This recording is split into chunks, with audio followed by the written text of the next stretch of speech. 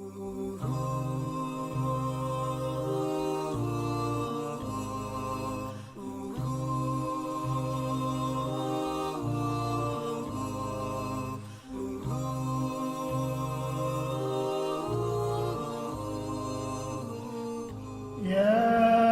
أيها الذين آمنوا اتقوا الله وقولوا قولا سديدا يصلح لكم أعمالكم ويغفر لكم ذنوبكم ومن يطع الله ورسوله فقد فاز فوزا عظيما. إنا عرضنا الأمانة على السماوات والأرض والجبال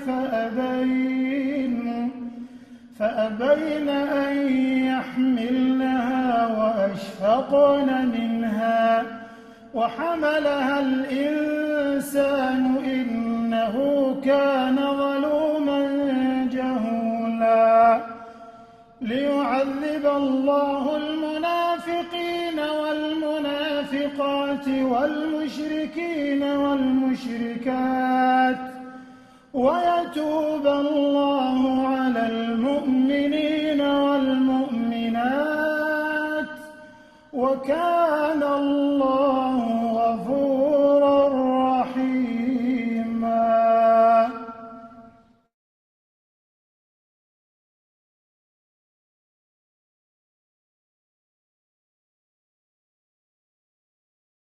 You need to unmute yourself, Taslim. Apologies. Assalamu alaikum wa rahmatullahi wa barakatuh. Welcome to yet another edition of All You Who Believe. Alhamdulillah Rabbil Alameen. This is episode 103. Thank you for joining us. I hope everyone's enjoying the lovely sun. Thank you for taking up your time today to join us, and I hope most of us haven't been affected too much by the strikes that have been happening in the last couple of days. Alhamdulillah Rabbil Alameen. We are joined with two excellent speakers today. Imam Mustafa Agbere will be speaking to us about our role as Muslims within politics.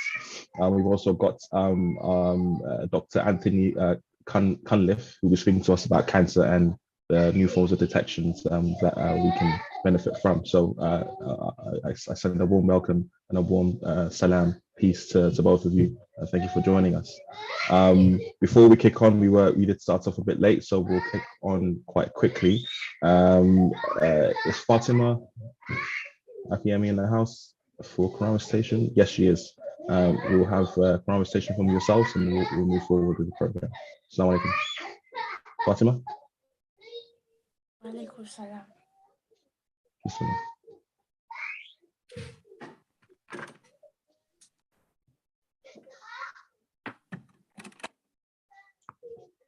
أعوذ بالله من الشيطان الرجيم.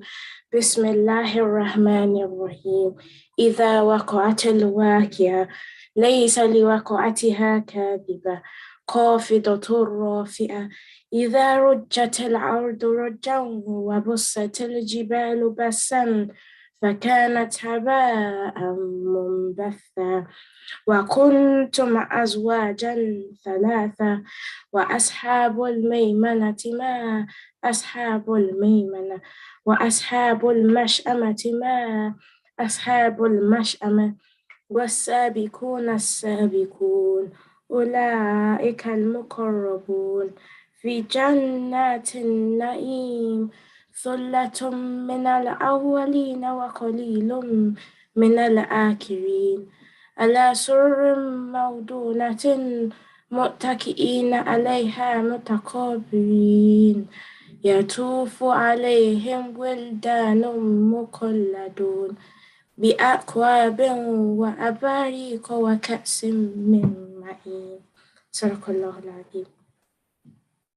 Barakallah fiqh, Sister Fatima, for that beautiful recitation. May Allah subhanahu wa ta'ala continue to sustain you and reward you and your parents. Barakallah fiqh. We hope to see you on this program soon. And so with that, I hand over to my dear host, Professor Badrin, to move us forward with the rest of the program. Assalamu alaikum, sir. Wa alaikum assalam wa rahmatullahi wa barakatuh. Taslim, thank you for starting us off. A'udhu billahi minash shaitanir rajim. Bismillahir rahmanir rahim.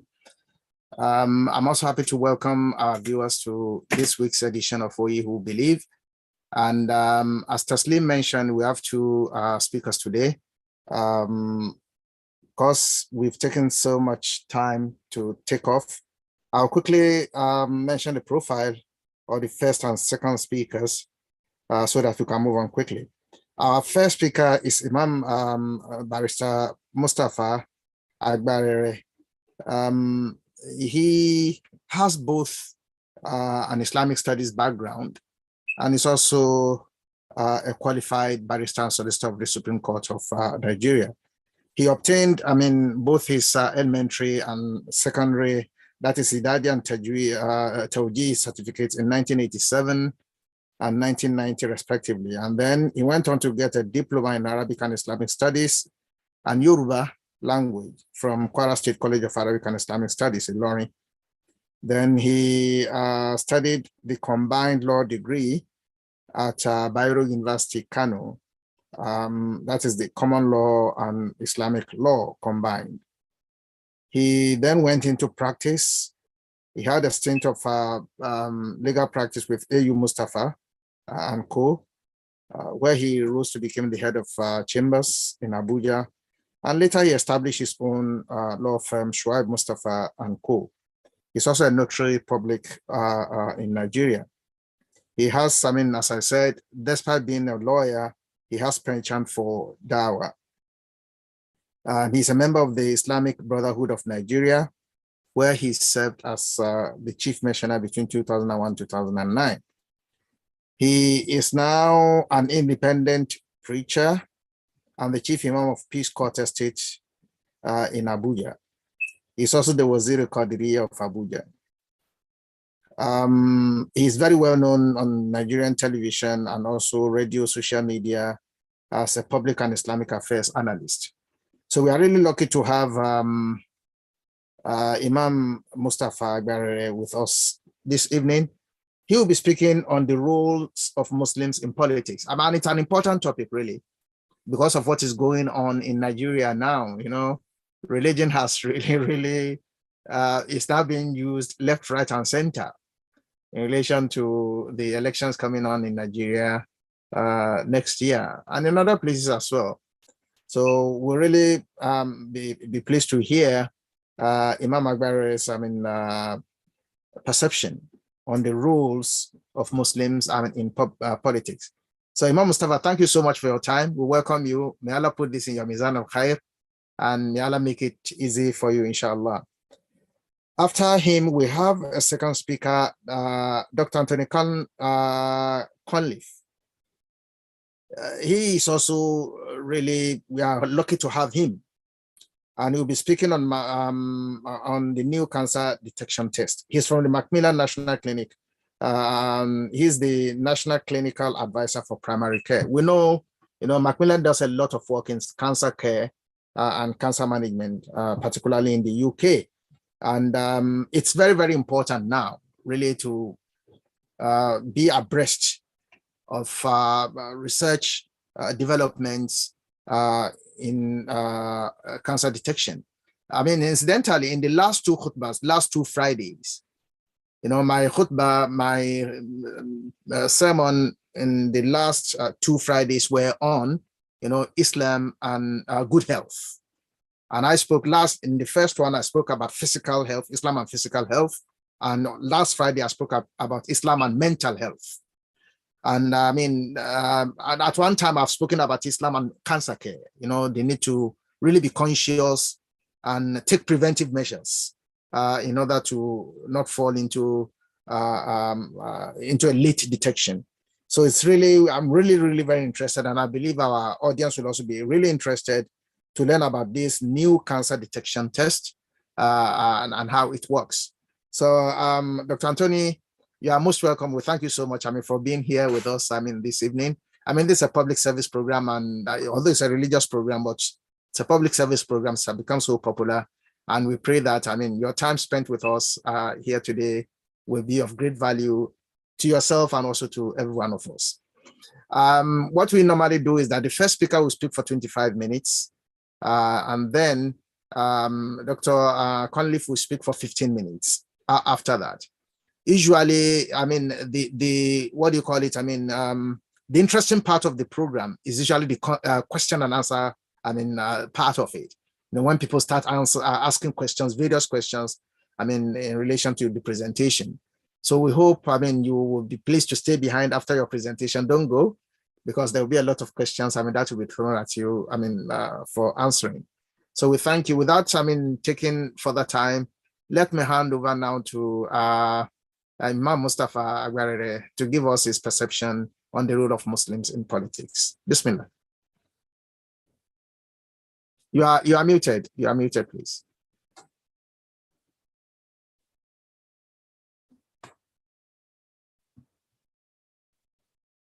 Okay, it's okay. Yes. Yes, Assalamu alaikum wa rahmatullahi wa barakatuh. Thank you for having me. I'm so happy to be associated with the Old Kent Road Mosque and Islamic Cultural Center, Muslim Association of Nigeria, UK. That is MAN UK in brackets. I'm happy to be associated with you on the program of OU Who Believe. And I'm also happy to have a kind of contact today with the renowned professor who is moderating this program, our father, Professor Badeni. May Allah continue to elevate you and keep you for Islam and for humanity. The program that, the topic given to me, Ba'da a'udhu billahi minash shaitanir rajim, bismillahir rahmanir rahim. Alhamdulillah Rabbil Alameen wa salatu wa salamu ala ashrafil mursaleen. Assalamu alaikum wa rahmatullahi wa barakatuh. Let me say once again that I'm so honored to be inducted into this Hall of Fame. I'll call it Hall of Fame because it's a special program for the promotion of the Deen of Allah. May Allah bless all our efforts in the best way in this world and in the hereafter. I also, before delving into the lecture, would like to appreciate the brothers. I'm talking of Alhaji Olawale Hassan, Abu Ramadan. I will also appreciate Alhaji Shina Alabi, the former president of our MAN UK branch. I will also appreciate all the panelists in this program, my brother there, the doctor, and the forum in its entirety. Everybody watching us, I greet you all in the best way of Islam. I say Salamu alaikum wa rahmatullahi wa barakatuh. Now the topic, sorry, the role of Muslims in politics. Number one, let me go by Wikipedia interpretation or definition of politics. It says politics in simple words means the way that people living in a group make decisions. So politics is about making agreements between people so that they can live together in groups, such as tribes, cities, countries, in large groups, such as countries. Some people may spend a lot of their time making such agreements. These people are called politicians. In other words, I want to say again that in everyday life, the term politics refers to the ways that countries are governed and to the way the government make rules and laws. Politics may imply governments, may also imply affairs of states, may also imply public affairs, diplomacy, and party politics. That is why history is replete with many political government systems, e.g., autocracies, dictatorship, oligarchies, monarchies, authoritarianism, or totalitarianism, demagogies, and democracies. These are the political systems that we have and that world had over time. Some are giving way to others. You are now saying that, yes, democracy is now what is in tune with the humanity. Democracy is the best form of politics, and that has been accepted worldwide. Even though in England here we have what we call parliamentary democracy. It's good. Yes, that one is accepted as well. United States of America, we have democracy, which is more or less what obtains in Nigeria, that is executive democracy. Now, just define politics has been defined by books, by Wikipedia. Now, let's now go to what Sheikh Adam Abdullah Al-Alori said in his book, Al-Islam Dinun wa Dawla. That is, we're coming back home. He said that Islam is a religion and also politics. Let me call it again, Al-Islam, religion, and government. That is the title of the book. He authored the book in the 80s. I'm sorry, I may not have that because I'm in the UK. I just try to just, so please permit me and take me that way. He highlighted the distinguishing features between these types of government that I've mentioned above, vis-a-vis Islamic government, Islamic type of democracy, Islamic type of politics. The Sheikh Adam, may Allah be pleased with him, did that. He alluded to the fact that Islamic governments employ and are identified with the names such as Khilafah. That is, you have, as we have it in the other place, you have oligarchies, you have monarchies, you have totalitarianism. Islam has its own politics such as Khilafah after the Prophet. You also have what we call Imama. You also have what we call Imara. You also have what we call Riasa. You also have what we call Malakiya. But none of the aforementioned political names that I've mentioned before are in sync with Islamic government system. None of them. Democracy is not totally in sync with Islamic government, form of government. Oligarchy is also not always in, it's not even in tune with it. So what I'm saying so far is Islamic politics is far little and far greatly different from other politics. Now, Islamic government is the one that is governed by the Al-Quran and Sunnah of the Prophet Muhammad sallallahu alaihi wasallam as its constitutions. You have just one constitution, Al-Quran and the Sunnah of the Prophet. These are the components of the constitution of the Islamic government. It is not autocracy because power belongs only to Allah. Inna al-quwwata lillah. Power belongs to Allah. Also, la yus'al amma yaf'al wa hum yus'alun, that Allah will never be questioned for whatever he does, but men for whatever he does. So in view of that, autocratic government is not of Islamic government. It doesn't have Islamic feature. Now, let us also go to what we call monarchies, because in the monarchies, in the monarchical type of government, that one, we have a verse in the Al-Quran that says, Innal muluka idha dakhalu qaryatan afsaduha. Allah was just making reference to how the monarchies, how they operate. You now say the monarchies, when they enter into any city, they will bastardize that city. They will turn the high people in that city, they will turn them to be low, and that is how they will be doing. Also, we have another verse in Surah Al-Kahf that is talking about monarchical system of government. He says, Wakana wara'ahum malikum ya khusu kull safinatin ghaziba. That is, making reference to the allusion of the history between the incident between Khidir alayhi salatu wasalam and Musa.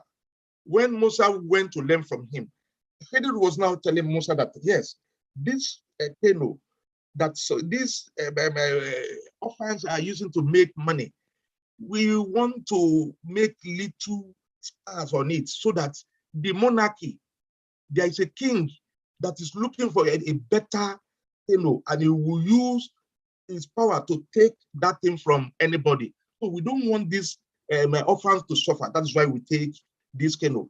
That is to tell you that in the case of autocratic government, power will be used in its role.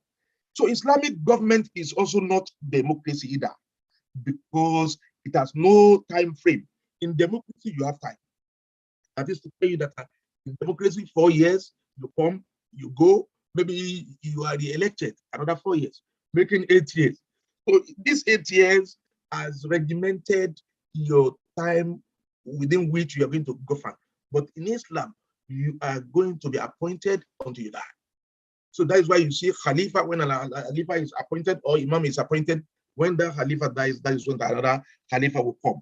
That is number one of the distinguishing feature between democracy and the Islamic government. Not only that, but also because Islam abhors campaign without action.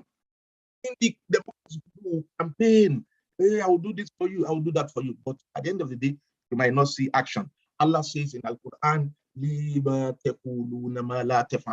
why do you say what you are not going to put in action? Why don't you walk your talk? Kabra maktan in the law. It's a great sin in the sight of Allah for you to say what you will not perform. Our politicians, especially in Africa, they will say a lot of things. I will do this for you, we will restore security, we'll give you infrastructure, we'll give you this and that. But at the end of the day, they will leave you with your problem. You are the one that will provide electricity for yourself. You are the one that will provide security for yourself. You are the one that will even provide food on your own table. That is the reason why it is also not in the mode of the Islamic type of government. But nonetheless, democratic ethos. Please, I want you to understand, to get me right in this place. Democratic ethos and principle have elements that are favorably accepted in the Islamic states. For instance, Shura, which is akin to parliament. Shura, where issues are discussed before a mutual resolution will be made. That is the meaning of democracy. Shura is the great component of democracy, of Islamic government, I'm saying. Without Shura, that is, Shura means consultative forum. Is more or less what you have in the parliament, in the assemblies that you have in National Assembly in Nigeria, that is the third arm of government. So that one makes the democracy more closer to Islamic type of government. Also of importance is the issue of rules of law and independence of judiciary. For unbiased justice system to be engendered within a society for equality and impartiality of everybody before the law. Allah says, that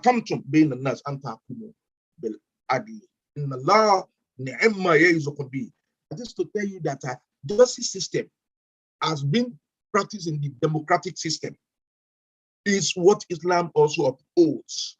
That is independence of the judiciary. Let judiciary be on its own. Never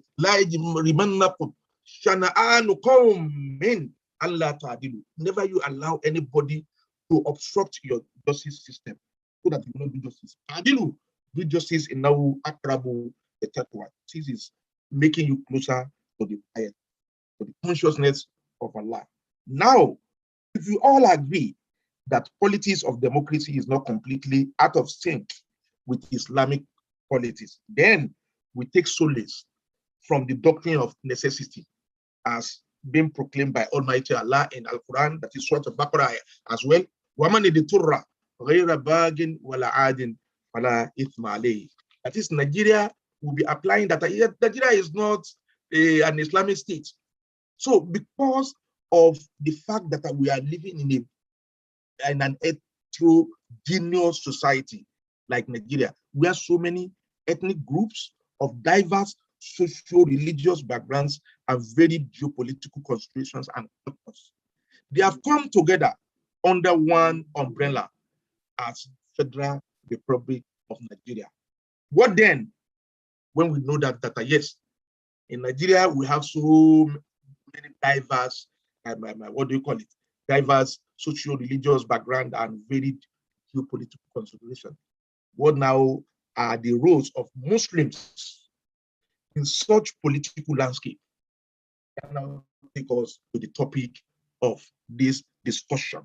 Now, I've summed up the roles of Muslims in this political dispensation as follows. Number one, leadership. Leadership is the first role. Muslims should know that they are naturally endowed with the spirit of leadership. Wherever a Muslim finds himself, he is a leader. He should see it inside him that, yes, leadership resides in him. Allah has said that there is no way that Allah will give the upper case for the unbeliever against the believers. No, Allah has rated you with upper case. You are capital letters.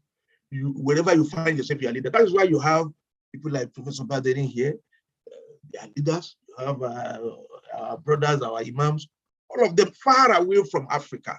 They are still retaining their leadership roles in the United States. Allah says in another place, Antumul Alaun, you are the one triumphing, you are the triumphant. So in other words, Muslims are born as leaders. Wherever they find themselves, they should not be onlookers. While others will steal their leadership mojo. Don't allow anybody to steal that. They should come out and aspire for leadership. Leadership position, you should aspire for it in the political firmament of Nigeria, because they are the better representatives of their religious, economic, social, and political affairs. Muslims should see themselves as leaders. That is why they should assume the leadership role and the leadership character wherever they find themselves. They should not see themselves as secondary citizens. So this is what is lacking. And I want to now appeal to our brothers and sisters in Nigeria to know that their roles as Muslims should not be taken for granted, especially within the political firmament. They should come out to come and aspire for leadership positions, aspire for presidential, aspire for gubernatorial, aspire for House of Rep. For Senate first, aspire for House of Rep.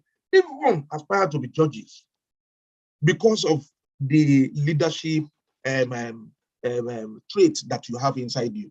This leadership trait as well does not take out women, does not exclude women. Is a kind of trait of inclusiveness. Women are also born leaders as Muslims. I will give you instance. The Prophet Muhammad sallallahu alaihi wasallam had implored the Sahaba at the time. He said, "Kusu nisfadinikum in the hazi humira." He was referring to Sayyida Aisha, his wife, that I go and get some of your religion from these beautiful women, beautiful lady. Prophet said that. That is, he has engendered leadership of Aisha, and he's telling everybody to go and get some of the questions. Go and get answers from the Aisha alayhi salam. But nature, we can tell that a man is naturally blessed to do some things as against women, just like mechanic. Even though we have women who also train in that, who do that, but you know that men who, because of their strengths, they will do good when they are, what do you call it, when they are in the engineering, physical engineering sector, that is carrying big things. I'm talking of Nigeria, where what we use is manual, what we employ always is manual application as against mechanical application. So you also know that a woman may not be a good driver, but they can be good leaders. I'll give you instances. Think of Hajiya Latifat Okono, who was one time the deputy governor of Lagos State, and she did well. She did well. So our women should not also share in their responsibility to assume the position of leadership wherever they find themselves. They should take people like Hajiya Latifat that I've said. Even within the field of law, you have people, Madam Solanke, SAN, the first woman to have taken SANship. So women should aspire. In the Supreme Court of Nigeria today, we have Justice Kekere Ekonde. as a justice of the Supreme Court, a woman for that matter. And it's a Muslim, I suppose. We have other, I can tell you of our Justice Goodluck, Olasumbo Goodluck of the Court of Appeal in Nigeria. She's a woman and she's doing very well. She rose from the FCT High Court to become a justice of the Court of Appeal. So leadership is number one role that our Muslim brothers and sisters who aspire leadership. Then number two, let's go into quality politics. Muslims are expected to do good. That is why Allah will always be saying, Ya ayyuhal ladina amanu kutiba alaykum as-siyam kama kutiba alal ladina min qablikum la'allakum tattaqun. It is about piety. What Allah wants you to gain from fasting is piety. He will say in the dhikra tanfa'ul mu'minin, that is chant the name of Allah. Remember Allah, because remembrance of Allah is beneficial to the moment. He's trying to bring out the best in you, spiritually and physically. That is what Allah is doing with all these our worship activities. I am now saying that the fear of Allah is the watchword in the mundane lives of Muslims. This would presuppose naturally that corruption, nepotism, and other vices in governance will be shown by the Muslim leaders. That is an advantage. So our role as Muslims is that we should give quality politics, quality government. Therefore, Muslims should be seen as examples of good and meaningful politics. Politics without bitterness. That is what Muslims should do. This is the time of election. Take it that it is Allah that gives. تؤتي الملك من تشاء وتنزع الملك ممن تشاء وتعز من تشاء وتذل من تشاء بيدك الخير إنك على كل شيء قدير. Allah is one that gives power, is the one that takes power. So you should do, as Muslims, should do this politics without bitterness. We should do this politics without violence. We should do it without thuggery. We should do it without any form of action, any form of gangsterism. We should give people government of posterity. We should give people government of progress, government of fairness, government of development. We are failing. Our political life in Nigeria, we are failing as Muslims. Who will come and say, we'll do this for you. And I've said before that Allah hates people who will say one thing and they will not do it. You promise people that you will do this, I'll give you house, I'll give you food, I'll give you security, I'll give you better economy, and everything. You don't see them. As Muslims, let us change. Our role is to give better governance to the people. I may be running out of time, but I have just two more roles that I want to give our people. And number three is followership. In Islam, Allah implores Muslims to follow their leaders. It's a role of Muslims to follow. As you are having leadership, you should have followership. As Samuel wa Torah. The Prophet said, Alaykum bis-sam'i wa Torah wa in walau ummira alaykum abudun abashiyun. Prophet said that I try to listen to the commandment of the authorities. Listen to the dictates of the authority. Listen to the rules and regulations of the authority, and you must follow. Even if who was appointed to be your leader is a servant and is not a servant, I say, now from Abasha. Abasha is Ethiopia. The Ethiopian people will go to Arab world, to Saudi those days. Ethiopia, is African nation. They'll go cross the sea and go and work as slaves in the Arab world. The Prophet is now saying, even if a person from Ethiopia is the one that is appointed to you as your leader, you have to follow him. So it's part of the problem we're having in Nigeria today. Leaders will say, okay, don't go, don't do this, people will do. So if Muslims, if we take what Allah enjoins us to do seriously and we follow our leaders, we will not have problem. They should know that followership in Islamic politics attracts no financial remuneration. It's when they are campaigning, don't collect money. Don't collect money. At Allah wa ati Rasula wa ulil amri minkum. When Khalifa Abu Bakr was installed, I'm running up in the next 3 or 4 minutes. When Khalifa Abu Bakr was installed, he said, "Are you nas? Oh people, I have made your leader. Well, lost to be khayrukum, I'm not the best of you. But you only follow me. In atatullah, if I follow Allah. When asaytu, if I sin against Allah, la ta'atani alaykum, you should not follow me. That is the rider. Then finally and lastly, living in peace with non-Muslims. Muslims in politics should know that non-Muslims have equal rights with Muslims in the government led by Muslims. This is to say that Muslims have roles to play in engendering equality between members of the society. This is even protected more in the Islamic society, let alone the democratic society. Man ada semiyan, that is what the Prophet said. Like if a person is living as a non-Muslim in the community that is governed by Islamic government, nobody should hurt that person. What is happening now that people will go and live in Imo, they will kill them, or people from Imo will go and stay in the north and or being tormented is un-Islamic. We should allow everybody to have equal rights within the Muslim community. Muslims should therefore work to ensure that the safety of every citizen in every part of Nigeria, regardless of their faith. These are the 4 major roles that Muslims should play within the Islamic government. I'm saying this without claiming being knowledgeable than anybody. I'm only saying it as Allah guided me and as Allah has given me my little knowledge. Astaghfirullah, I'm asking for Allah to forgive me and forgive all of you, the listeners.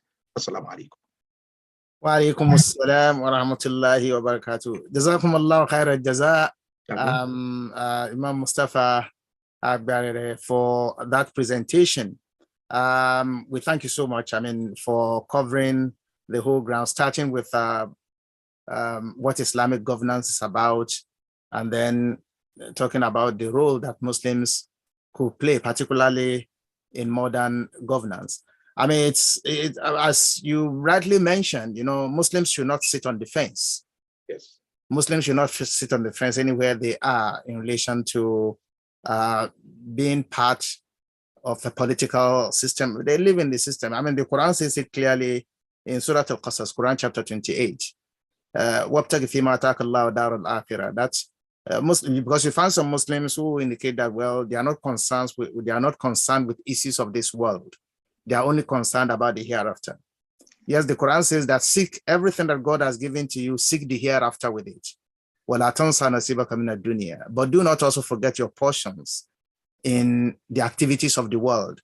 Yes. وَأَحْسِنْ كَمَا أَحْسَنَ اللَّهُ إِلَيْكَ. But the most important thing is when you take part in that, Allah says, be good as God has been good to you. So it's really very, very important. Now, the issue of, governance, being part of governance, and issue of political theory in Islam, it's a very dicey one in the context of, as you rightly mentioned, Sheikh Adam in his book, there's no one single type of governance under Islamic, under Islamic law. And if we look at Islamic history, there have been various.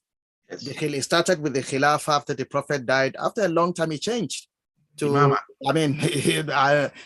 what do you call it? The Muluk took over, that is, monarchy took over. And after that, you find various systems. And therefore, you find out that, many political theorists will tell you that, the Quran has not actually decreed any system of governance. What the Quran has decreed is justice, doing justice on earth. Yes. And he has left it in the hands of human beings. Any system that will actually create justice on earth is what Islam promotes. Because the major thing is justice, doing justice on earth. Even if you have a Khilafah, if it is not doing justice, we cannot say that, that is what Islam wants. The important point is justice. And this is why, when Muslims go, you rightly mentioned the issue of leadership is important, but the qualification of leadership in Islam is important that we analyze it. It is not enough just to say that because I am a Muslim, I'm entitled to be maybe a leader in a political system. Yes. You cannot just say because I'm a Muslim, I'm entitled to be a judge. Yes. I mean, if you look within the materials, you know, leadership requires what we call the qualification of qualification of knowledge and qualification of character. Yes. Those are the two things. You know, if a person, yes, being a Muslim, one has to participate.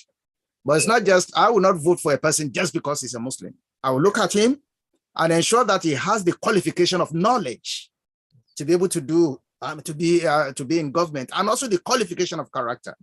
As you rightly mentioned, for example, you know, we have so many Muslims and people generally, it's not only peculiar to Muslims, even non-Muslims, anybody who goes into governance and does not perform, they are entitled to be removed. Yes. I mean, Imam al-Ghazali indicated it. Yes, when in the Khilafah system, when a Khalif is appointed, he will be there for as long as he continues to do good. Yes. You know, now if he does not do good, the Al-Hal wal Act can remove him, because I mean, the point is, governance is about doing justice on earth. Yes. Even though some indicate that, well, in order not to create fitna, even if they are not doing good, leave them there. At most, by 70 years, they will dissipate. Yes. But the point is, it's about justice in the sense that if a person has the qualification of knowledge to govern and qualification of character, you know, then perhaps maybe issue of religion comes into it. And you find evidence from this. You know, Abu Zar, one of the companions of the Prophet, he came to the Prophet. Abu Zar was a very strong companion. He came to the Prophet, he asked the Prophet, he said, will you not make me a leader? Make me a leader. The Prophet said, no, I'll not make it because you are weak.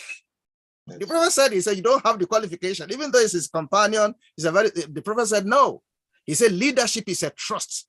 Yes. You don't have the ability to be able to, you are weak. Yes. You know, you don't have that qualification. Yes. And it's a trust. If you take up that trust, you'll not be able to fulfill it. So the Prophet said, no, you cannot be a leader. So I'm saying this, you know, so that, I mean, the politics in Nigeria has become something else in the sense that, you know, people vote on religious bigotry, people vote on ethnic bigotry. And this is exactly why things are not working. You know, because he's from my tribe, because he's from my religion, whether he has the ability or not, we just want to vote them and put them there. They won't do nothing. You know, leadership requires people to have the ability to lead. As you rightly mentioned, the first role is leadership. So if we want to appoint anybody, we should see evidence of leadership in them. You know, that we see evidence of leadership in them. And this is why when people are campaigning for votes, we should ask about their manifesto. What do they want to do? You know, you grill them to know that they have the ability. It's not just, no, vote for me because I'm a Muslim. I mean, anybody who tells me that, I will not actually vote for them. Because, I mean, it's not about just being a Muslim. Being in political office requires certain qualifications. Qualification of knowledge and qualification of character, you know, as we find in the practice of the Prophet sallallahu alaihi wasallam. Another point I want to talk about is, I mean, because this is a public service, I mean, thing, a lot of the time, you know, we try to engage. Last week, we did mention about it. I want to indicate that we have to be very careful about misogyny. I mentioned it last week as well. You know, in Islam, there's nothing that says that a woman cannot do any particular job. Yes. There is nothing in Islam that says that, well, maybe a woman cannot be a driver. Well, I mean, it's just cultural sense. People, for example, in Nigeria, when people see a woman driving a trailer, they are even driving a bus. You know, they are flabbergasted. How can a woman drive a bus? You know, but I mean, it's just culture. There's nothing within Islam that says a woman cannot play a particular role. So we have to be really very cautious about that and separate what the Islamic rules are from what do you call it? I mean, culture. Now, you know, the largest, I mean, Muslim country in the world today, Indonesia. You know, if that was the case, for example, Indonesia has had at least 12 women president leaders. Indonesia. Even US is still struggling now to have the first woman president. So if you look at it from that point of view, I mean, Pakistan, for example, has had a woman leader, Bhutto.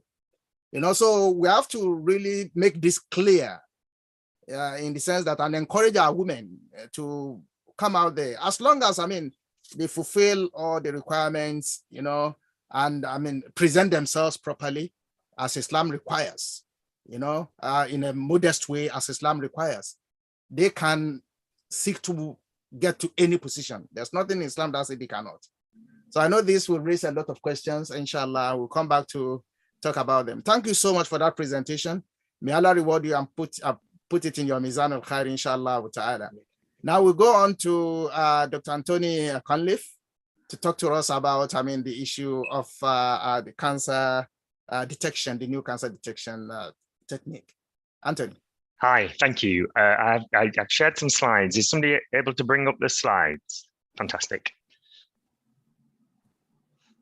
So yeah, hi everyone, I'm Dr. Anthony Conliffe, I'm a GP and I work with the South East London Cancer Alliance. I'm one of the clinical directors with the Cancer Alliance and I'm here to talk about a pilot that we've been involved in as part of the Cancer Alliance on a new cancer detection test.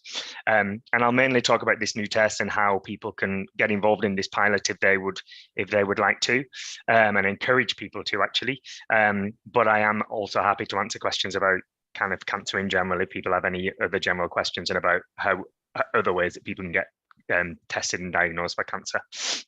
So I'm here. So the test I'm here to talk about is a test called the Galleri test, and it's part of an American company called Grail has introduced this test, and we've got this big pilot across England. Yeah, no, you can go on to the next slide. That's great.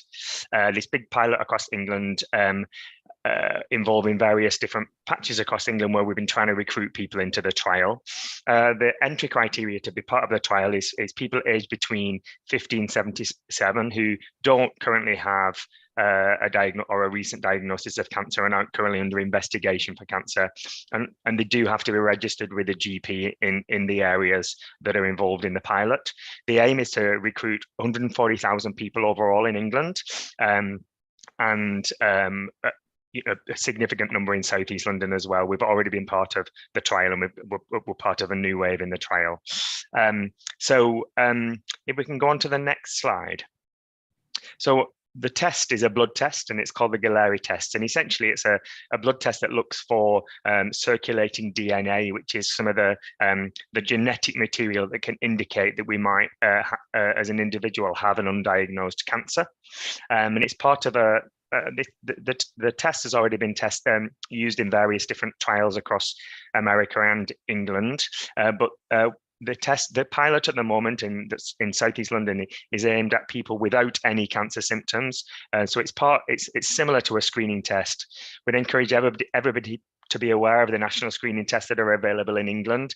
And for men, we have the bowel cancer screening test. So people should be receiving, if you're over 60, should be receiving, in fact, now over 56, should be receiving a test in the post every 2 years that asks for a sample of stool that you can then send off by post as well. And the idea of screening tests is always to either diagnose detect any undiagnosed cancers, but the aim is to detect them early, because we know that when cancer is detected early, there's a much better successful treatment outcomes. Sorry, if you just go back to the last slide, sorry. So what the Galleri test is, this is a new blood test that is being offered to people who between the ages I mentioned that don't have any symptoms, and it's part of a trial that is going to run over 3 years. And if people who are enrolled into the trial will have a blood test now and then a blood test each year for the next 3 years. This is quite a busy slide, I appreciate, but this is just demonstrating how the process works. So actually, I think the next slide is probably slightly more useful. If we could move on to the next slide. Yeah, so what happens is people will be invited to attend, or up to now, people have been invited to be part of the trial. But what I will talk about shortly is now in South East London, we're lucky that we are now open to open recruitment, so people can opt into the trial even if they haven't received an invite. But once people are invited, as long as they're eligible for the trial, people are given the information, written information, video information, and given the opportunity to ask questions about the trial. And then if they consent to be part of the trial, they will attend one of the mobile services, and we'll talk about where those services are placed in South East London at the moment. They will have a blood test that's sent off as part of the trial to laboratories in America, and the gone through tests to try and detect this genetic material that might represent a cancer that's not been diagnosed. Now, the majority of people who have the blood test will have a negative result and will then be invited a year later and a year after that to have a repeat blood test. For those people that do have what it's called a detected signal, which might represent an underlying cancer. For those people that have a signal detected, they're then triaged urgently into their local hospital, where they can then have further urgent tests that they can have in hospital, such as CT scans, X-rays, that will then go on to either confirm that they have a cancer or reassure them that a cancer hasn't been detected. Obviously, if a cancer is detected, they will go through the treatment processes that everybody will go through, irrespective of how the cancer is diagnosed. If they're reassured, again, they'll be sent back to the GP, but then invited for another test the following year. South East London's already been part of this trial. We had some vans between August and December, and we had a really great uptake. Although, unfortunately, in South East London and the whole of England, we've found that Black and ethnic minorities have been underrepresented. And it was always an intention of the trial to get a strong representation of any underserved populations and underrepresented populations. So the trial have asked, could they come back to South East London? And so the mobile units are going to be present in South East London between 27th of June and 16th of July. One unit will be in Sydenham at the Sainsbury's, and one will be at the Lidl, in the car park at the Lidl on the Old Kent Road. So some people may have already received invites, because if you are registered with an eligible GP practice in these areas, you may have already received an invite. And I guess what we would encourage people to do is, if they have received an invite, we would strongly encourage people to respond to that invite and book onto the trial. However, it is possible now for those registered in some of the relevant GP practices to recruit themselves to the trial without an invite, and we'll talk about how to do that as well. There is a limited number of appointments, because the van can only see so many people on each day. I think it can see about 100 people a day between those dates, between the 27th of June and the 16th of July. So this is the information on open recruitment, and we've shared these slides, and I think we also shared a leaflet which just involves this information, and it would be great if that could be shared with everybody who's attended the webinar today in some form or another, because it's a digital information. So again, it's asking people if they're within the appropriate age group and not currently being investigated or not recently been diagnosed with cancer, and are registered with a relevant GP to call up and book onto the trial. The way you find out if your GP is eligible, there's a website there. It's really simple. You just go on, put the name of your practice, and it will tell you if you're eligible, and then you can ring up and book or book online into the trial. It is covering most of GPs in Southwark and Lambeth for the Old Kent Road site, and yeah, you don't need very much information to register. You just need your date of birth and contact details, and your practice name. You don't actually need your NHS number to be able to register, to check if you're eligible. So again, this is aimed at people without any symptoms currently, because I guess it's really important for me to reiterate as part of this conversation that cancer is always more successfully treated the earlier it's diagnosed. So chances of successful treatment and long-term survival after a cancer diagnosis is much more likely if we get cancer early. Unfortunately, people can often put off maybe going getting investigations for symptoms, and therefore all symptoms may also present late. And so unfortunately, many people are still diagnosed with at a late stage of cancer. So as part of all this work in promoting the GRAIL, the Gallery trial, we would want to also reiterate that anybody having any symptoms that might represent an underlying cancer, some of which you may be aware of, like a persistent cough, weight loss, blood anywhere you wouldn't expect it, persistent pain, lumps or bumps. There's a whole list of symptoms, but we'd also say any symptom that's new for you, that is persistent, so lasting more than 2 to 3 weeks, please contact your GP and at least have a discussion about whether that's a symptom that needs further investigation.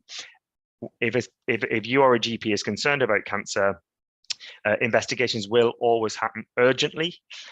So please don't put off contacting your GP. Let's get investigations done quickly, because at least also people can worry about cancer, and therefore if people are investigated quickly, if cancer is not diagnosed, then that reassurance can be equally powerful. So I'll probably, so there are various resources that, so you can, there's a whole website about the trial, and that's the website there. The social media about the trial as well. Yeah, you'll find a lot of information on the website, but I guess the strong message here is, have a look if you're eligible, and if you're eligible, book onto this trial, because we are already seeing, with the people we've recruited already, we've had cancers diagnosed, and they have been diagnosed at an early stage. And so, it is encouraging, the results we're already seeing. And I'll stop talking there, but I'm happy to answer any questions about the trial. Thank you so much. Dr. Conley, thank you. That's really very, very, helpful. And, as I said earlier, in Islam, there's the concept of, taking preventive steps. It is called Nazariyatul Wiqaya. That is preventing in order not to fall into a bad situation. And I guess these tests are aimed to perhaps maybe detect the presence of, cancer cells early, so that one can prevent. And as you rightly mentioned, the medics as yourself will say that if cancer is detected early, it's easier to treat than leaving it for too much later. So there's nothing within Islam that says that Muslims cannot participate in this. But there are 2 points which I want you to set your mind on. Maybe you'll come back to talk about it after we come back to take questions. Now, one, test, what do you call it, running projects like this, sample tests like this. It needs a lot of, why perhaps maybe Black and ethnic minorities are usually, slow in coming onto it. I think due to, for historical reasons, the trust. I think, people still, they will question, indicating people, if you talk to people, they have a little bit of some fear that, perhaps they don't know, they have not told you everything about it. Yeah. That, there's some motives behind it. So perhaps maybe you want to talk about what the NHS or the government is doing in order to build trust in running tests like this, so that people can come on board. I was really surprised. I could see they said £10 vouchers will be given. What for? In relation to, so all those, perhaps maybe we need to try to talk about that, so that there's nothing in Islam. Anybody may not say that, well, it's, as a Muslim, I cannot do this because Islam. No, Islam says that actually the Prophet, during the Prophet's time, some of his companions asked him, should we seek medication for what happened, ailments? The Prophet said, yes. He says, every ailment that God has created a cure for it. You may not know the cure yet, but for every disease, there is a cure. So seek for a cure and cure yourselves. So in Islam, there are, if one looks in history, the very first early hospitals during medieval times were created in Islamic cities like Baghdad and things like that. So, but the trust is really very, very important in relation to ethnic minorities. So thank you so much for bringing this to our attention and to our notice. And I believe people will raise a lot of questions. I have thrown one already, which perhaps maybe you come back to address. Thank you so much. Now, before we come back to take the questions, let's have a brief interlude. Control room.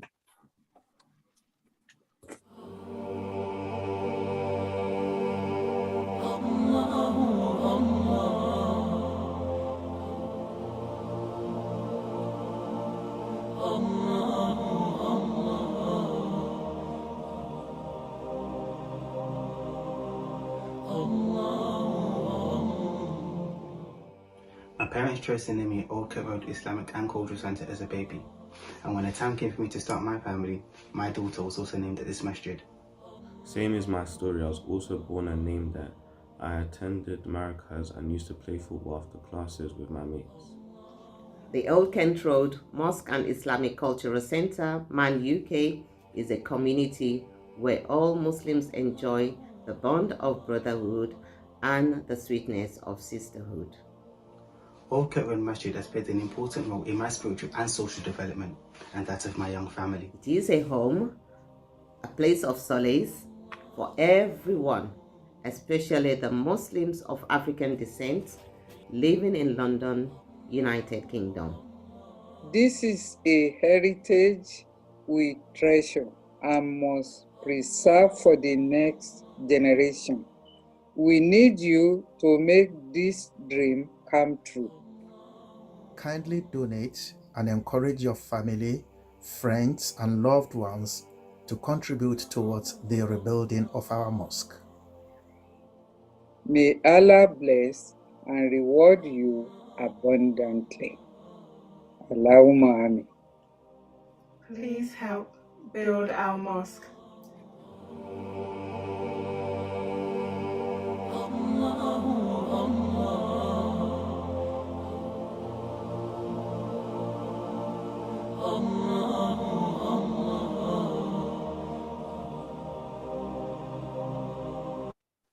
Jazakumullah khair jaza. Thank you so much for reminding us through those clips. The Old Kent Road Mosque and Islamic Cultural Center, the project is still ongoing. You know, anybody who passes through 365 Old Kent Road, the structure is, imposing. And we are still seeking for funds. You know, we are nearly towards the end of the first phase. The 6th floor is now, nearly constructed, and that will be the frame. And then we'll go to the second phase to envelope it and cover it up, and then move on to the third phase. All those who have been donating to the cause, we thank you so much. May Allah continue to replenish your pockets, but there's still a very long way to go. You know, either in charity, Sadaqah Jariyah, as people who are donating, or through Qard Hassan, a goodly loan, which will be repaid back. But we must all put our hands on deck to ensure that the project is completed on time. Okay, so anybody who wants to still continue to donate, please, I urge you. The donation points are indicated. You know, you can either donate directly through the bank accounts of Man UK, or you can do it through Launch Good online. You can do it through PayPal. So all those are on Man UK website. Please, let's continue contributing towards the cause so that it doesn't stop.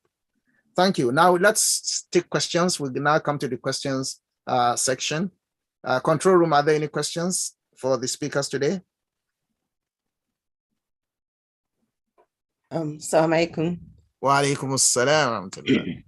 Yeah, so please kindly remember you can click on the hand raise button if you would like to ask your question directly. So the first question I have here is, if the Islamic leadership is for life, how then do people relieve themselves of leadership that is inept, non-performing, corrupt, and tyrannical? Yeah, that's a good question. Imam Mustafa. Yes, sir. Alhamdulillah, even during the course of the professor's post lectures contribution, he had made allusion to the instances where inept, a corrupt leadership can be removed under Islam. You go into the people of al-hal wal-aqdi, the people who have a kind of conference. Let's say our leader is now corrupt, or our leader is indulging in alcohol or things like that. We'll remove him under Islam. It's of what I mean by for life is that even, let me go back to the time of Sayyidina Abu Bakr, when he was sick. Before he died, he had already told the Ummah to select among themselves and allow the Sayyidina Umar, to take over from him. So it's not something that you do for life. But what I mean by that is that you do it if you are a good leader, to the point when you are weak or you are incapable, you won't be able to do it. But nonetheless, going back to the question that you asked, the question I asked, anybody can be removed when such a person does not possess the fitness and proper attitude, fit and proper attitude to assume the position of leadership again. Jazakumullah khairan jaza.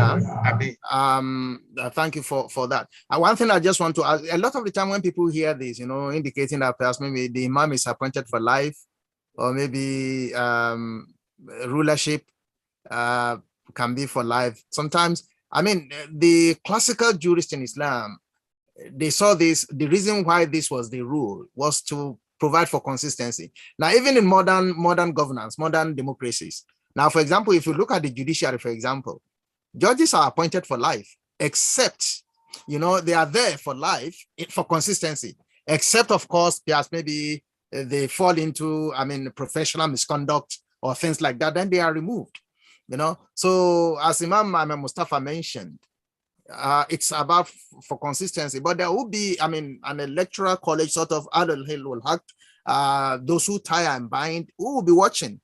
If they do things, if any leader is doing anything that is contrary to good governance, contrary to the rules of Islam, they can be removed. Yes. Leaders can be removed. Yes. And if you look at the statement of Abu Bakr, he said, yes, exactly. He said, exactly. Exactly. I mentioned it that time. Exactly. Follow me if I follow Allah. Yes. But if I sin against the commandment of Allah, then you remove me. Remove me. Exactly. So that's really very, very, very clear. Jazakumullah khairan jaza. Any further questions, please? What I'll do, I'll take one hand raise and then come back to the question. Okay. Meanwhile, if somebody can please share the donation account, is being requested for on the chat, that would be great. I'm unable to do it. Okay, thank you. Before you take another question, I wonder whether Dr. Conliffe will address the issue I raised about the trust and other first. Then we come back to the questions so that we don't forget about that. Happily. We do know that unfortunately, when it comes to outcomes from cancer, people from ethnic minoritized communities do have poorer outcomes, and I'm sure an element of that is a distrust in the system and in entering the system. And I guess that can be at various levels, right, from primary care through to secondary care.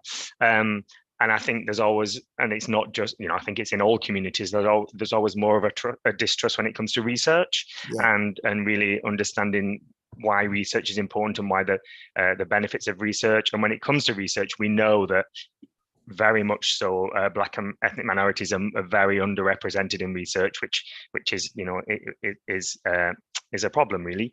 I guess what I would say is that a lot of these national trials, at least, not only can you benefit from yourself and being part of the trial, certainly in this, because you may, if you have an undiagnosed cancer, it may get diagnosed and it may get diagnosed early, but it's also about contributing as a population to new developments that can help our future populations get these cancers diagnosed a lot earlier, because it's taken a long time to progress in the system to get cancers diagnosed earlier. Unfortunately, the COVID pandemic really halted progress in a lot of ways. So there is benefits for you as an individual, but there's also benefits for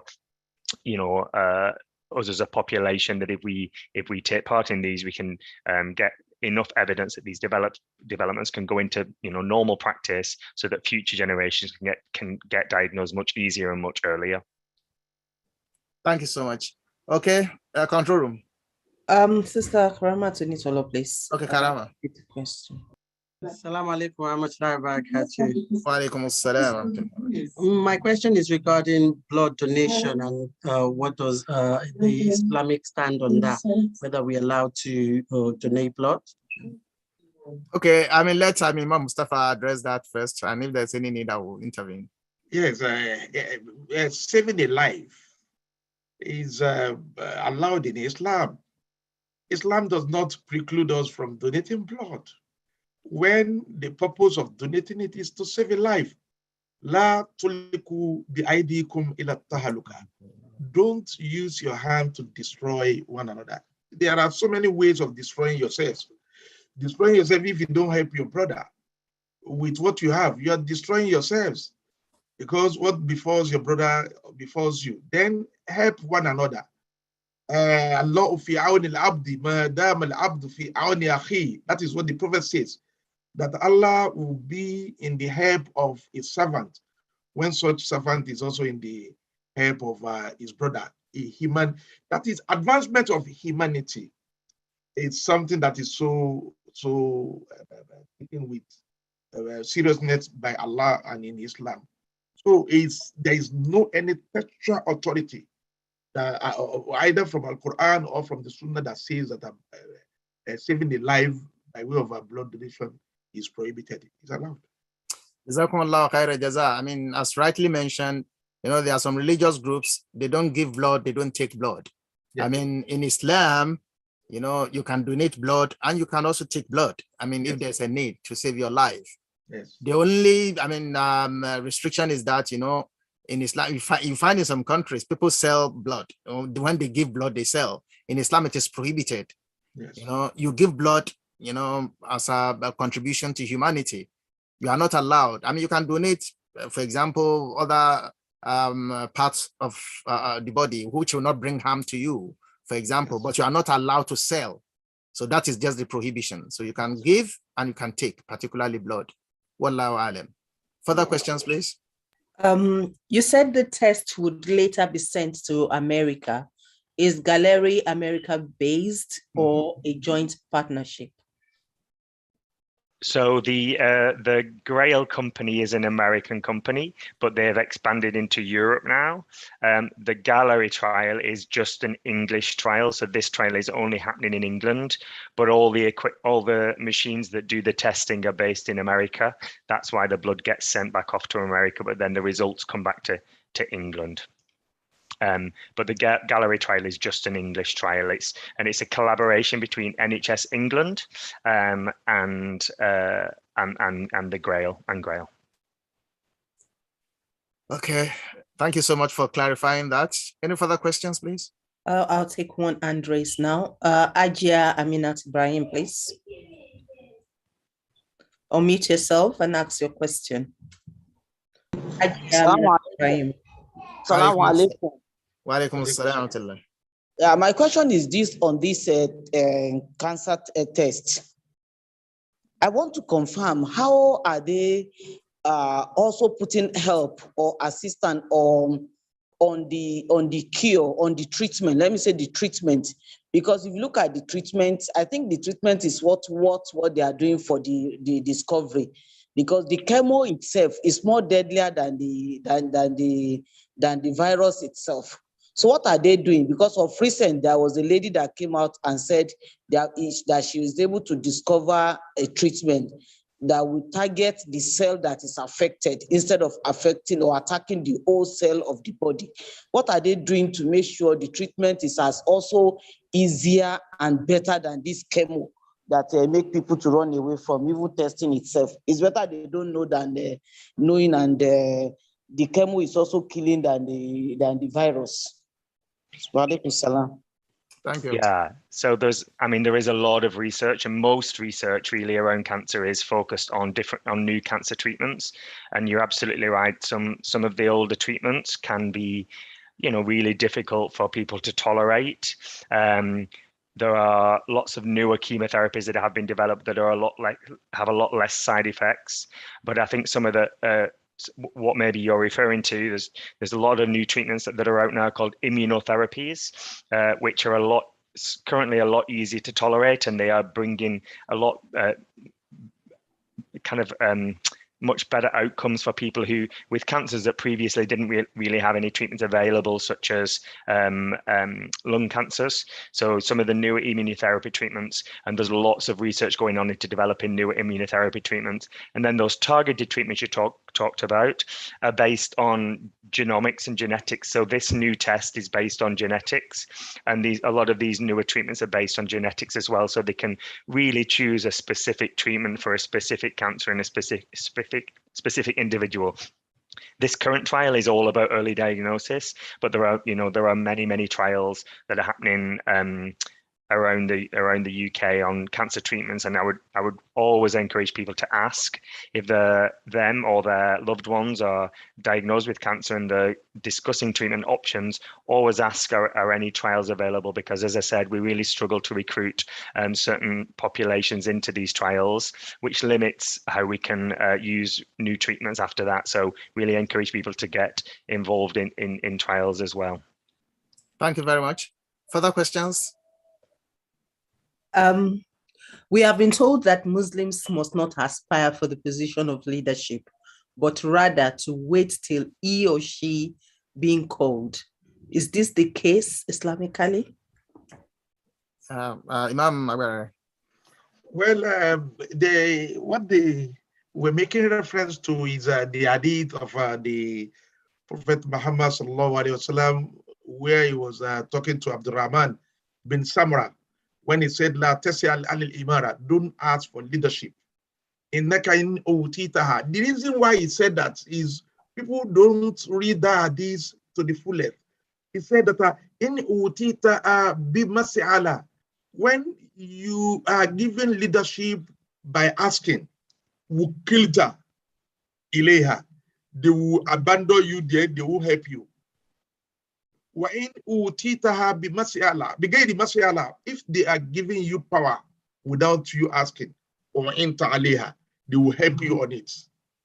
So the philosophy of that hadith is not that you should not ask for power, but it's to tell you that you should not expect people to help you when you say, I'm able. When you tell them that you are capable of doing it, they won't help you again. They will say, no, okay, so maybe you are able. But if you say, I don't have capacity, and they appoint you as imam, they will help you. They will be helping you. So that hadith is not on a categorical statement with reference to prohibition of you making yourself or nominating yourself for leadership. You can nominate yourself for leadership, especially when you feel that, yes, you can contribute to Islamic leadership. So, but the rider there is that they may not help you. They may not give you assistance. They will believe, maybe you can do it. But if you say, okay, I don't want to call myself, and they call you, people will rally around you. So that is my contribution on that. Jazakumullahu khairan, Jaza. Thank you so much, for that clarification. Now, look, even if we look, if you look at it, even from a moral point of view, the hadith is perfect, as mentioned by Imam Mustafa. If you look at even modern day politicians, yes, because people know that if you just say that, well, I am the best, give it to me, people will shun you. No, even if a politician, look at the Nigerian politicians now, they will say, my people say I should. My people have come to me and they say I should put myself forward. Exactly. They will never tell you that, look, I am the one asking for it. Even if they are the one asking for it, they will tell you that I've been consulted by my people. So it is my people who say that I should represent them. They have pushed me forward. Yes. So if you look at it from the moral aspect, in the sense that, well, seeking leadership, don't be arrogant about it. It's not about self-aggrandizement. And truly, anybody who comes out and say, well, look, I just want to take the role, maybe they have ulterior motives.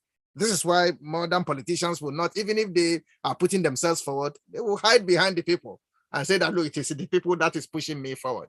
Exactly. In the only instance whereby a person can really come out and say that, look, put me forward. I put myself forward. It's in the situation of, for example, the situation of, Sayyidina Yusuf in Surah to Yusuf, whereby, if you find out that now, for example, if there is a community whereby there's nobody who has the qualifications to be the imam, they don't know how to recite the Quran, they don't, and you can put yourself forward. Look, I know the Quran, and then put yourself forward in that regard, But if you find out that there are others who are competent and things like that, then one may not do that. But if you identify that there's nobody who can really be able to do this properly, that if you hide and you don't put yourself forward, things will be destroyed. It will create problem.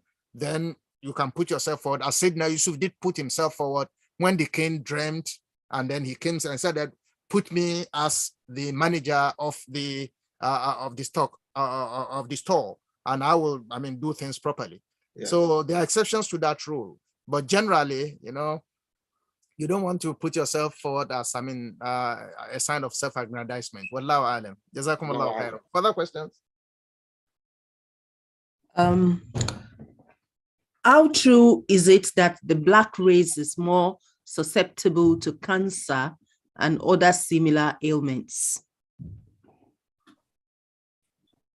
Yeah, so it's not cancer in general, but there are some cancers that we know are more prominent in some ethnic populations, some Black populations. So we do know Black men are at a higher risk of developing prostate cancer and developing prostate cancer at a younger age as well.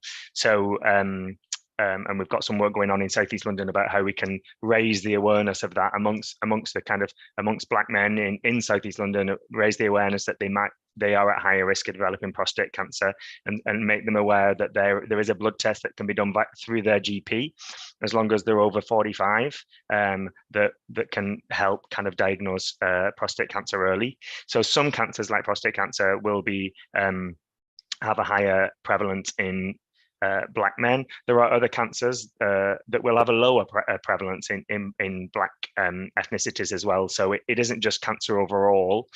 So the message would always be, like I said before, any symptoms that are new for you and are persistent more than 2 or 3 weeks, go and have a discussion with your doctor to see whether they could represent cancer or any other condition as well. You mentioned other conditions. There are multiple conditions that are more common in certain populations, certain ethnic populations, but also there are multiple cancers and conditions that have a higher prevalence in Caucasians as well. So I guess it's a complicated question. There'd be a whole big list of them, but as far as cancer is concerned, it's only certain cancers. But we do know that often people will be diagnosed later and have poorer outcomes. So our message would always be, please contact your GP or your health service as early as possible if you're concerned about any symptoms. Thank you so much, Dr. Conliffe, for that. I guess I'm pronouncing your name correctly. Yeah, you are perfect. Yeah, so thank you. Now, if I may ask, is that a genetic factor or lifestyle factor? So most of when it comes to ethnicity, it's genetic on the whole. Obviously, the lifestyle is very important when it comes to cancer risk, and there are certain things that, like smoking, obesity, unfortunately now, alcohol intake, certain exposure to certain chemicals through our employment, that can increase your risk of cancer. And you mentioned prevention before, and prevention is really important.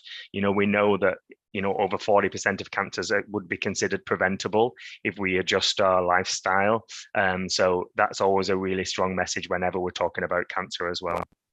Thank you so much. We can take one more question because we have just about 5 minutes more. Control room. Yeah, a weak Muslim is better than and stronger than non-Muslim in position of authority. This is a popular notion among those promoting non-performing leaders who happen to be Muslims. Yeah. This is Islamic. Imam Mustafa. Yes, it is Islamic. It is Islamic that a Muslim should lead, even if that Muslim is a weak person. He should lead. Because as a Muslim, we are talking of the Islamic community. That is what we are talking. Take, for instance, what obtains in Nigeria situation. Nigeria is not an Islamic community. It is a country with heterogeneous cultures and tribes. So in view of that, when you see a non-Muslim leading that country, of course, you take it that way. If they can do better, President Obasanjo did well, Jonathan did well. Yet it doesn't follow that they must be Muslims, but the notion, the hadith has gone that the power is given in a community to a Muslim, even if he is a weak person, it's better than to give it to another person. Jazakumullahu khairan jaza. The tradition, as you rightly mentioned, should be taken in context. It's a statement, in context. Really. Yeah, it should be taken in context, particularly in relation to an Islamic state and Muslim community. Exactly. So it's very, very important. The point I made earlier I think, I mean, one needs to emphasize, you see, governance. And sometimes this issue sometimes can be very, very controversial. I mean, in the early 50s, one scholar in Azhar University, I mean, wrote a paper on it, and he was removed from his position because he was so bold to state that. But eventually, you know, the Muslim world is, I mean, actually looking at, look, the truth of the matter is governance in the world is a secular activity. I mean, the truth of the matter is that a person cannot just be in governance and say that, well, it's a divine activity, therefore you cannot question me. You know, because perhaps maybe I belong to a religious group, therefore you cannot question me because, I mean, God says that the Muslims have to be on top. No. Do you get the point? I mean, it's a secular activity. You have to do certain things to end the position. You have to do certain things right. If you don't do those things right, you can be questioned. Yes. Look, there are many Muslim countries today, I mean, using the argument of religion. You cannot question the leadership. If you question the leadership, they say that you are questioning God. Yes. Because, I mean, so it's a dangerous thing. One needs to really be careful about. I'm not saying, I mean, Islam is Deen wa Dawla. Islam is both a merger of religion and the state. But when it comes to state affairs, God has put it in our hands, in the hands of people. Yes. If people don't govern well, don't say that, well, no, that's not what Islam says. Yes. You know, there are so many other statements that says that, well, a non-Muslim government, a non-Muslim ruler who maintains justice, God will help a non-Muslim ruler who maintains justice on earth than a Muslim ruler who makes injustice on earth. Yes. There are statements like that. I mean, it depends on what you are reading.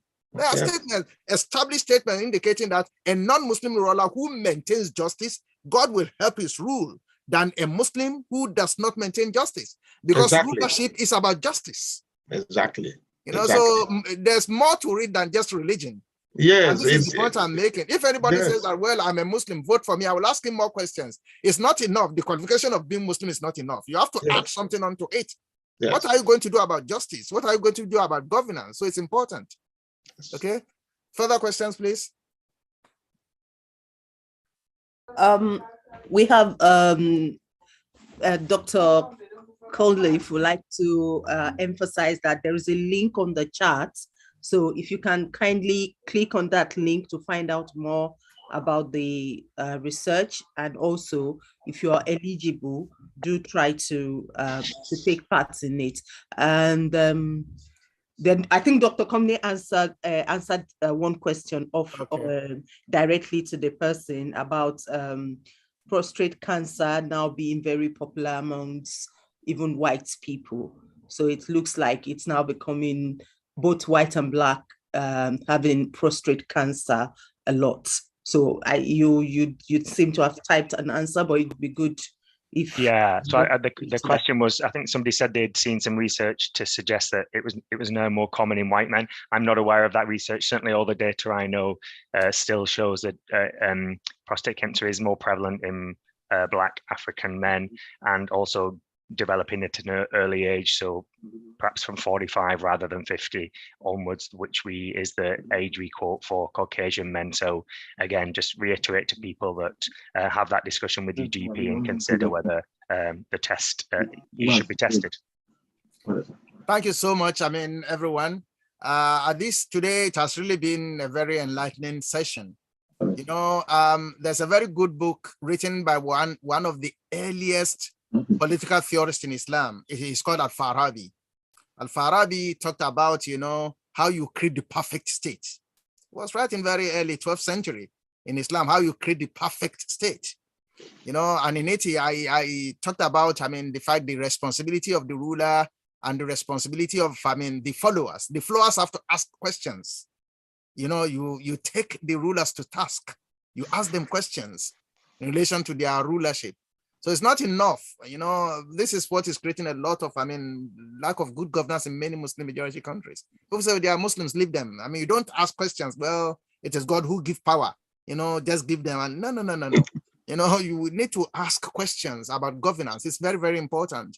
You know, and the second issue about, preventive measures, as I did mention, Islam encourages us to take necessary steps. Although it's voluntary, you know, it's a good thing. We encourage people to, perhaps maybe who wants to participate in this, research to do so. It's for the benefit of the individual and the benefit of the community as a whole. Now, before we go, our verse today, Ya ayyuhal ladhina amanu, will be in Surah An-Nisa, Quran chapter 4, verse 135, which God says, Ya ayyuhal ladhina amanu, all you who believe, kunu qawamina bil qist, you know, be people who maintain justice, be people who uphold justice, shuhada lillah, being witnesses for God in relation to maintenance of justice, walau ala anfusikum, even if it is against yourself, you know, abul walidain, or even, you know, your parents. So governance is about justice, maintaining justice on earth. You know, so it's very, very important that we bear that in mind, and understand that in context when we talk about, governance in Islam. So we'll hand over back now to Taslim to sign us off, and we thank our speakers. Imam Mustafa Agbare, thank you so much for your time. Dr. Anthony Conliffe, thank you so much for your time. We really appreciate you, and we hope that when we call you next time, you will honor us. Thank you very, very much. Taslim. Barakallah Feek, thank you so much. I'd like to echo the words of our professor there to say a massive thank you to our two speakers. We look forward to seeing you back onto the program very, very soon. And that's it for tonight. I just want to make a quick announcement regarding a Man Youth Summer Program. So most of you will know that we run a summer program for our youth. Alhamdulillah, we're able to resume that after the COVID years. So I've put in a link on the chat. So please do have a look at that. Inshallah, we are planning on going for our summer camp from the 20th to the 23rd of August 2022. So please do contact us in that regard and let us know if your children are able to attend. And I'll leave it at that. Thank you so much and enjoy the rest of your evening. Assalamu alaikum wa rahmatullahi wa barakatuh. Wa alaikum salam wa rahmatullahi wa barakatuh.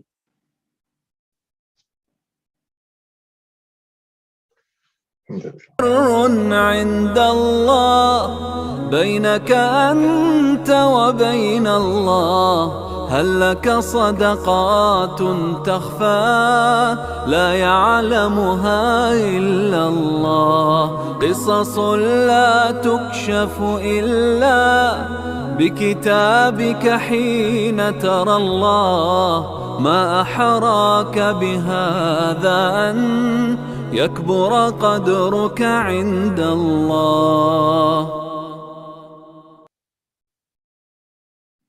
يا أيها الذين آمنوا اتقوا الله وقولوا قولا سديدا يصلح لكم أعمالكم ويغفر لكم ذنوبكم ومن يطع الله ورسوله فقد فاز فوزا عظيما إنا عرضنا الأمانة على السماوات والأرض والجبال فأبين أن يحملنها وأشفقن منها وحملها الإنسان إنه كان ظلوما جهولا. The urgent need to cater for our fast-growing community of mosque users. The belief in Allah's promise to reward every effort towards the building of a mosque with paradise and our commitment to the next generation of believers informed our decision to start the rebuild by pulling down the 100-year-old building. Now was the time to have a brand new purpose-built 6-story Old Kent Road Mosque and Islamic Cultural Centre, strategically sited here in London. Join us on this journey of faith by donating and encouraging others to do the same. You can pay in any currency. May Allah bless you abundantly. Ameen.